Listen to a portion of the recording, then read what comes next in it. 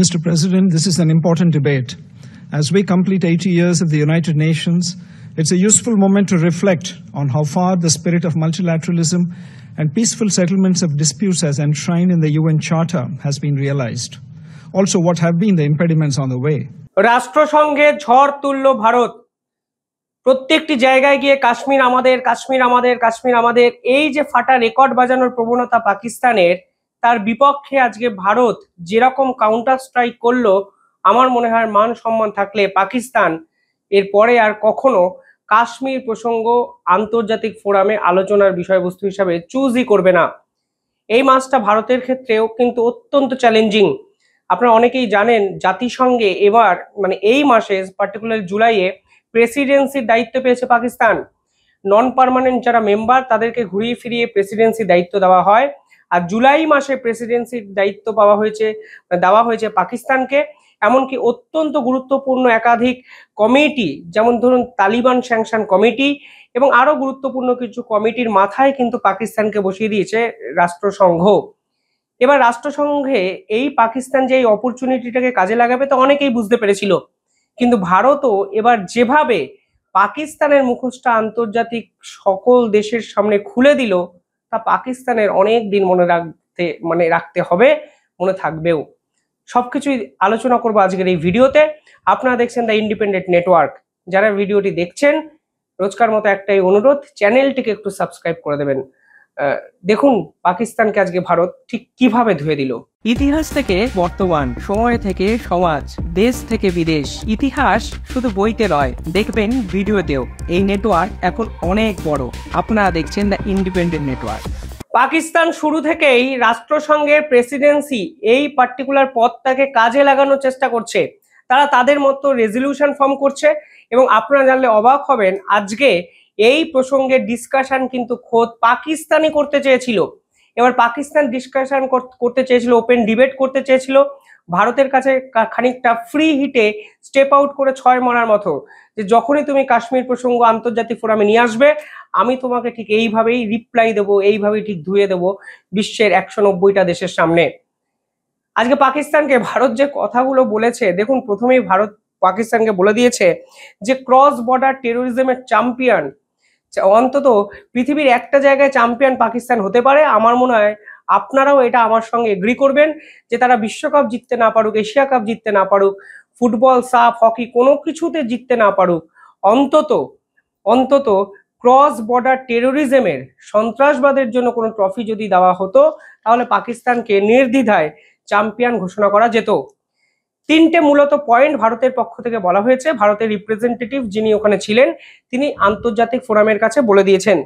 প্রথমত, এইখানে পরিষ্কার বোঝানো হয়েছে যে ভারত এবং পাকিস্তান একসঙ্গে স্বাধীনতা লাভ করলেও 1947 সাল থেকে 2025 এই যদি টাইম পিরিয়ডটা দেখেন, তাহলে দেখবেন পাকিস্তান কোথায় আছে, ভারতবর্ষ কোথায় আছে। The first 4 decades after the creation of the United Nations witnessed decolonization and a period of Cold War.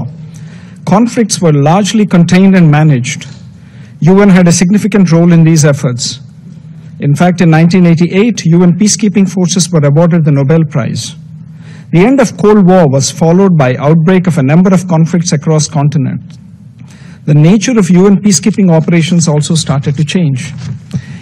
In the recent decades, the nature of conflicts has transformed with the proliferation of non-state actors, often proposed and propped up as proxies by state actors, and cross-border funding, arms trafficking, training of terrorists, and spread of radical ideologies. যেখানে ভারত অত্যন্ত maturely নিজের geopolitical প্রেজেন্সকে develop করেছে, যেখানে সার্জিং economy, প্রতিনিয়ত অর্থনৈতিক উন্নতি এবং বিভিন্ন ক্ষেত্রে ভারত প্রতিনিয়ত এগিয়ে গেছে, ঠিক তখনই পাকিস্তানের মতো একটি দেশ তাদের টেরোরিজমকে আঁকড়ে ধরে বাঁচার চেষ্টা করেছে। ভারতের ভাষায় steeped in fanaticism and terrorism and serial borrower from IMF, অর্থাৎ IMF এর মতো একটি জায়গা থেকে, আন্তর্জাতিক একটি জায়গা থেকে অর্থ নিয়ে, টাকা নিয়ে দিনের পর দিন টেরোরিস্টদের ফান্ডিং করে গেছে পাকিস্তান, যা প্রথম পয়েন্টে ভারতের রিপ্রেজেন্টেটিভ পরিষ্কারভাবে রাষ্ট্রসংঘে বলে দিয়েছেন। দেখুন IMF কে টেনে আনার পিছনেও কিন্তু এক ডিপ্লোম্যাটিক চাল ভারতের আছে। IMF আপনারা জানেন আমেরিকা সবথেকে বেশি শেয়ার হোল্ড করে এবং এই IMF এর কাছে ভারত গিয়ে বলেছিল যে দিনের পর দিন এই অর্থনৈতিক সংস্থা পাকিস্তানকে যে লোন দিচ্ছে, যে ঋণ দিচ্ছে, সেই ঋণের টাকা সোশ্যাল অ্যাক্টিভিটিতে তারা ব্যবহার করছে না, তারা মিলিটারি স্পেন্ডিং এ ব্যবহার করছে, তারা অস্ত্র কিনছে, তারা মিলিটারি ইকুইপমেন্ট কিনছে, এমনকি সন্ত্রাসবাদকে ব্যাকডোর থেকে প্রমোট করছে এবং পাকিস্তানের ISI এবং পাকিস্তানের সেনা একত্রে মিলে সন্ত্রাসবাদী একাধিক সংগঠনকে মদত করছে, প্রক্সি সংগঠন তৈরি করছে, হিজবুত, জামাত কিংবা মুজাহিদ্দিনের মতো একাধিক অর্গানাইজেশনকে লালন পালন করছে। অর্থাৎ IMF এর এই টাকা দেওয়াটাকে কিন্তু আন্তর্জাতিক স্তরে ভারত প্রকাশ্যে এই প্রথম 190টা দেশের সামনে নিয়ে এলো এবং বুঝিয়ে দেওয়া হলো পাকিস্তানের এই বারবারন্তের পিছনেও বিদেশি একাধিক শক্তি কিন্তু ইনভলভ। পরিষ্কার বোঝানো হলো ভারতের অর্থনৈতিক সমৃদ্ধি প্রতিনিয়ত বাড়ছে, ঠিক তখন পাকিস্তান লোনের টাকায় দেশ চালাচ্ছে, মিলিটারি শক্তিকে প্রমোট করছে, সন্ত্রাসবাদকে এগিয়ে নিয়ে যাচ্ছে। প্রথম পয়েন্ট নিঃসন্দেহে আপনারা হয়তো সহজ করে বুঝেছেন যে ভারত এক্স্যাক্টলি চেয়েছেটা কি। The future trajectory of UN peacekeeping operations is also under serious debate. At the same time, peace building has also acquired greater salience in discussions. Regional organizations, for instance the African Union, have also engaged appropriately while dealing with disputes among their member states. On the question of peaceful settlement of disputes, Chapter 6 of the UN Charter begins by a recognition that it is the parties to a dispute who must first of all seek a solution by peaceful means of their own choice. National ownership and consent of parties are central to any efforts to achieve peaceful resolution of conflicts. There should also be serious cost to states who violate the spirit of good neighborliness and international relations by fomenting cross-border terrorism. Recently, consequent to the gruesome terrorist attack in Pahalgam, Jammu and Kashmir on 22nd April 2025. দ্বিতীয়ত, আজকে ভারত অত্যন্ত গুরুত্বপূর্ণ একটি কথা বলেছেন।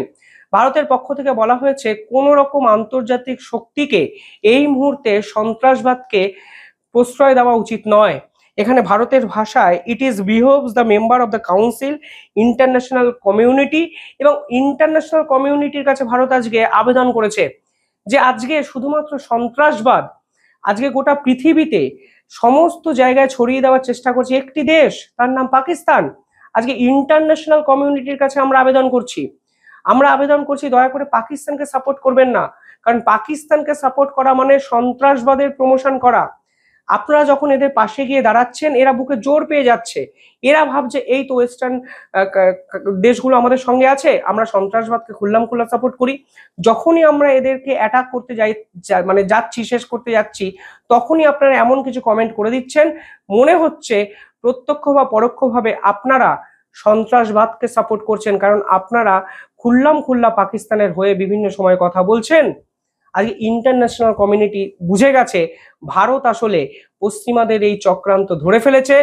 যুগের পর যুগ পাকিস্তানকে ব্যবহার করার যে প্রবণতা পশ্চিমা শক্তিগুলো করেছে তা আসলে ভারত আজকে সকলের সামনে উন্মোচন করে দিয়েছে। পাকিস্তান ভাবে আমেরিকা ওদেরকে সাপোর্ট করছে, ইউরোপীয় ইউনিয়ন ওদেরকে সাপোর্ট করছে। আসলে এই আহাম্মকের দল বোঝে না এদেরকে দিনের পর দিন এই শক্তিগুলো পাকিস্তানকে ব্যবহার করছে। কখনো চীনের এগেনস্টে ব্যবহার করে, কখনো তালিবানদের এগেনস্টে ব্যবহার করে, আফগানিস্তানের এগেনস্টে ব্যবহার করে, কখনো আবার চাপে পড়লে যখন ভারতের প্রভাব বেড়ে যায় তখন ভারতের বিপক্ষে ব্যবহার করে।